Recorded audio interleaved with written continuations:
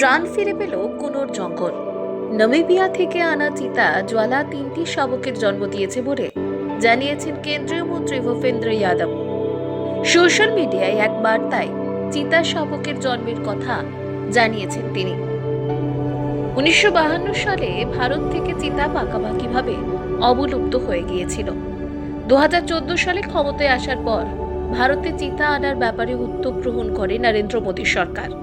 এরপরে দক্ষিণ আফ্রিকা থেকে 12টি এবং নামিবিয়া থেকে 8টি চিতা আনার সিদ্ধান্ত নেওয়া হয়েছিল। প্রথম দফায় 2022 সালে 17 সেপ্টেম্বর 8টি চিতা মধ্যপ্রদেশের কুনোর জঙ্গলে ছাড়া হয়েছিল। পরে বাকি চিতাগুলিও ছাড়া হয়েছিল কুনোতে। গত মার্চ মাসে 4টি চিতা শাবকের জন্ম হওয়ায় চিতার সংখ্যা বৃদ্ধি পেয়ে হয়েছিল 24। কিন্তু 2023 সালের মার্চ মাসের পর থেকে কুনোর সঙ্গে চিতা মৃত্যুর ঘটনাও বাড়তে থাকে, কমতে থাকে চিতার সংখ্যা। তাই উদ্বেগ প্রকাশ করেছিলেন কুনো কর্তৃপক্ষ।